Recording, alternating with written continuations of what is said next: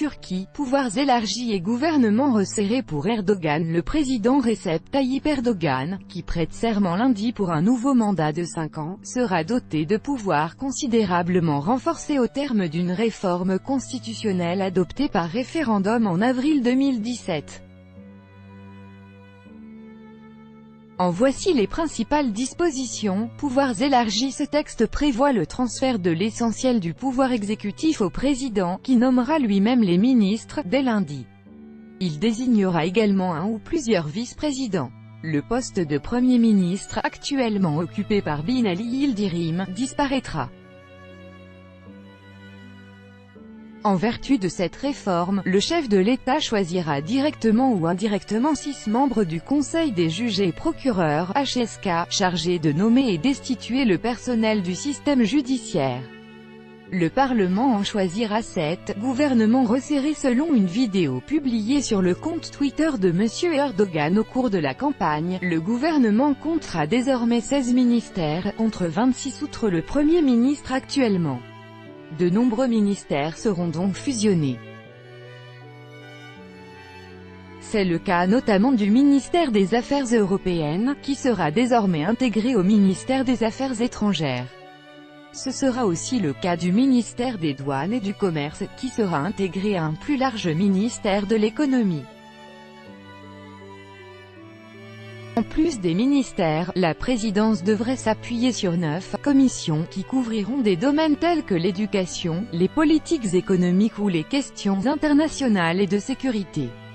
Erdogan au pouvoir. Copyright AFP, Sabrina Blanchard. D'autres institutions seront désormais chapeautées par la présidence, comme les renseignements et les affaires religieuses qui dépendaient jusque-là du bureau du Premier ministre. L'état d'urgence. Selon la réforme constitutionnelle, l'état d'urgence pourra être instauré en cas de soulèvement contre la patrie ou des actions violentes qui mettent la nation en danger de se diviser. Le président décidera d'imposer ou non l'état d'urgence avant de soumettre la question au Parlement.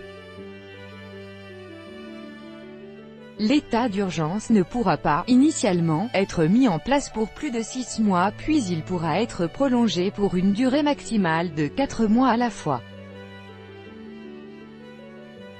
Au cours de la campagne, le président sortant a promis, après que des candidats de l'opposition l'aient fait, de lever l'état d'urgence actuellement en vigueur depuis le putsch manqué de juillet 2016. Le Parlement. Le nombre de députés est passé de 550 à 600 au cours de l'élection du 24 juin. L'âge d'éligibilité pour devenir député a été abaissé de 25 à 18 ans.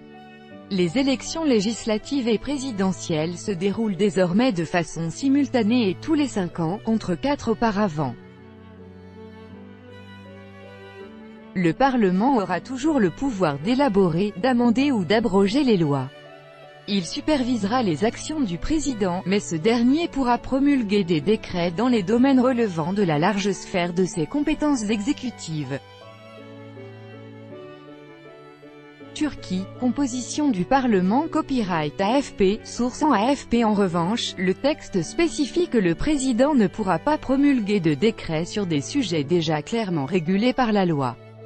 Si le président de la République est accusé ou soupçonné d'avoir commis un délit, le Parlement pourra exiger une enquête, après avoir recueilli une majorité des 3/5 présidents jusqu'en 2028. Le président, qui n'est plus tenu de rompre les liens avec son parti, ne peut siéger que pour 2 mandats de 5 ans. Pour M. Erdogan, il ne sera pas tenu compte du mandat qu'il occupe depuis son élection à la présidentielle en août 2014 sous l'ancien système, après 12 années passées en tant que Premier ministre.